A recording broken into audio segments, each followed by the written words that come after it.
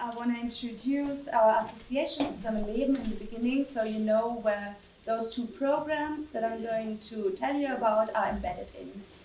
So we founded the association in 2015 and since developed a lot. We have now 14 employees and about 170 volunteers that work with us and about 70 volunteers that work with us regularly on specific jobs.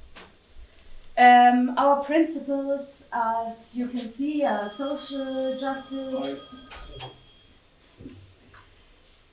equality of chances, social participation, and volunteer work. We are interested in food system transformation and climate justice and anti-discrimination and cultural participation. So big words, and those words we framed, or those principles we framed into 4 fields of work. So we have work and qualification, which is my part. We have food and drink. We have garden and environment and arts and culture and everything.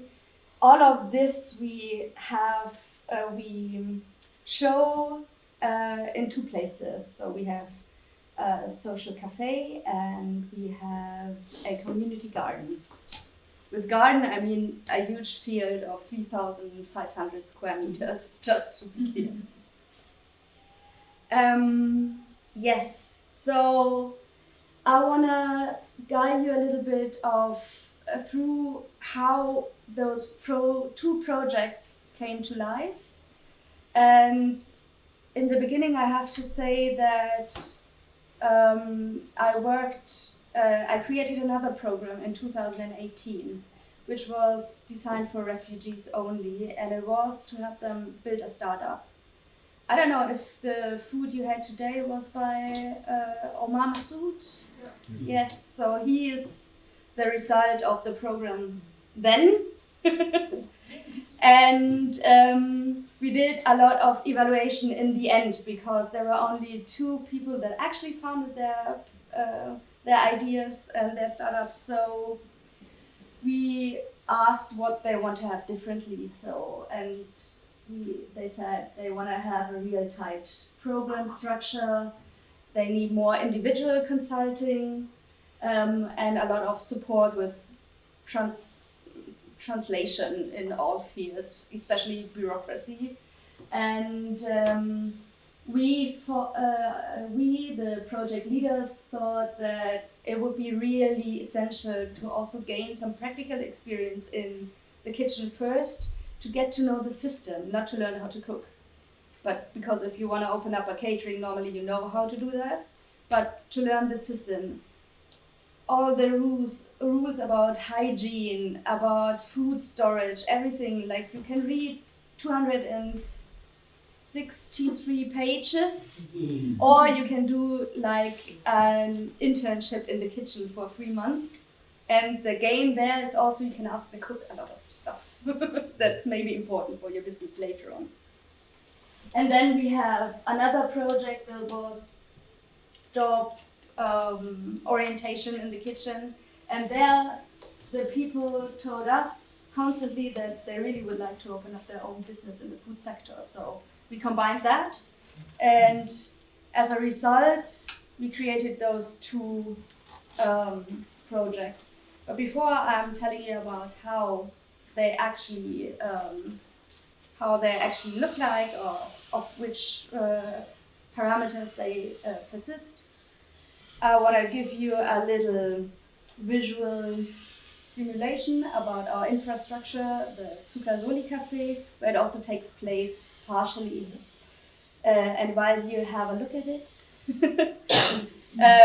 I'm going to explain you how our initial questions, or what our initial questions were, what we wanted to reach with those 2 projects on an impact level. Okay, don't be afraid, there's just a small jingle. Zucca-Soli Café, sozial-ökologischer Mittagstisch. So we did this in the beginning of the year because we won a huge prize with the cafe. And what you can see is our infrastructure where the kitchen qualification takes place. But the questions that we really had was, why are there almost no founders with migration history in the social business field? I know tonight you're going to visit, for example, Grünhof, Kreativpark Lokhalle, and I think Andy is here as well. So you can have a look around and you can just see that there's not much diversity there. So we were wondering why that might be. The other thing was we really wanted to see if startup support actually helps decrease unemployment of people who had been trained informally abroad. So is this an actual possibility to decrease unemployment? And if we can empower refugees to get ahead in the working market. And also, of course, with this, because many women spoke to us that they really want to open up their own business to be independent, is this actually a tool to empower women as well. Also, we were wondering which social topics we might not see at the moment and other marginalized groups would bring to the table for us, like, for example, Daniela, who is part of the program. I'm really happy that we met today. So what is Daniela bringing to the table? What are the social issues that our society should actually address? And how can we overcome the gap between me as someone who just thinks this is what people need or what people should do, and asking the ones who actually have their own life experience with this and their own ideas. And what are the barriers of opening up such a social business, of course. And then the final question was, what can we do within our resources, actually? What is it that we can do? So this is about chances and challenges. The chances that we've seen in general of entrepreneurship in gastronomy was, of course, highlighting your specific cuisine and therefore finding a niche probably easily in the market. And of course, being self-dependent and also independent, and showing what you love and you're good at to society, and therefore gain a status in society. And you can create your own place in society with this, being independent and self-dependent.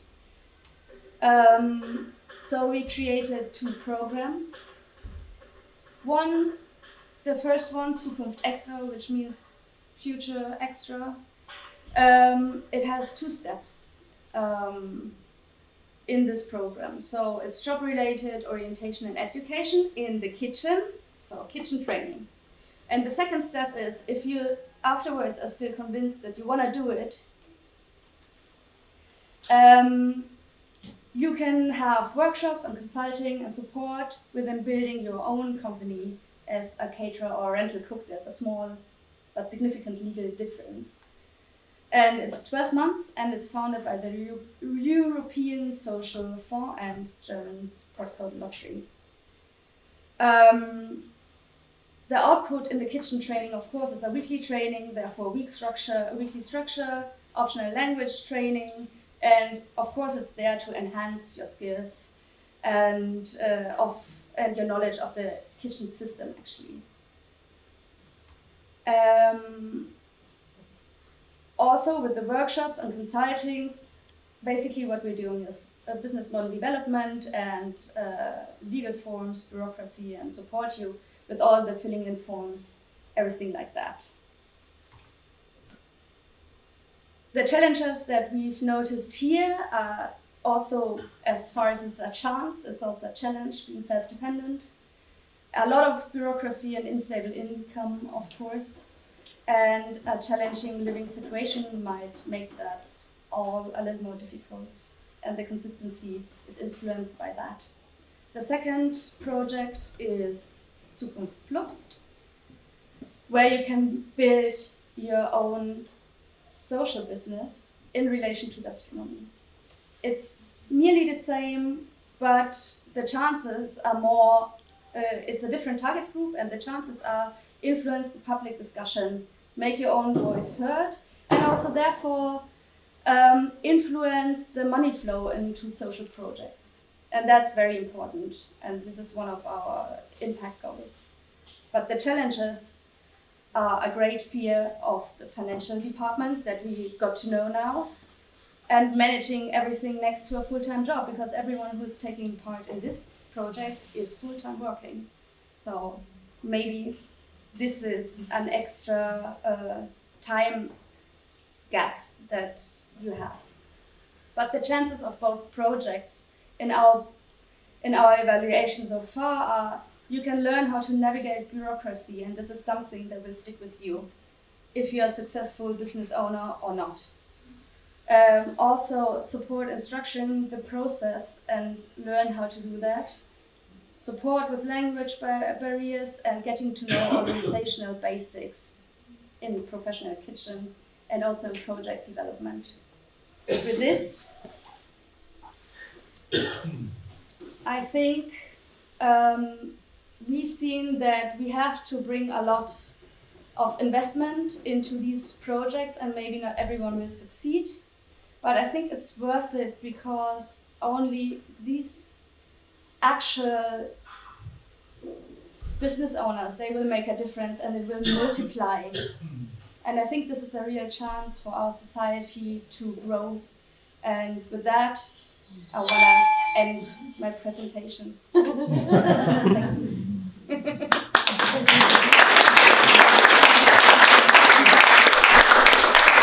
The floor is open for questions. Do you have questions? What kind of financial support do they get while they are in the project?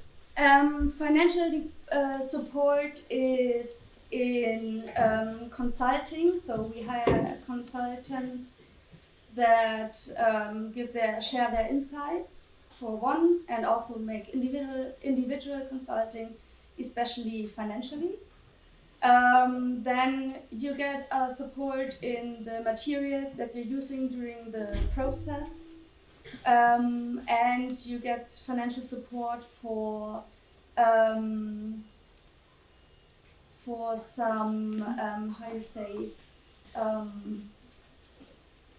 some certificates that you need to have for opening up a business in gastronomy. So we are paying all of this. So basically we're paying the surrounding. And also what we are also supporting financially is if you have like a testing phase for your product. So as long as you don't make and generate any revenue. This meeting is being recorded. What? Oh my God. I'm sorry. I'm so sorry. Are there any more questions? Yes, then I'm off the hook. Thanks.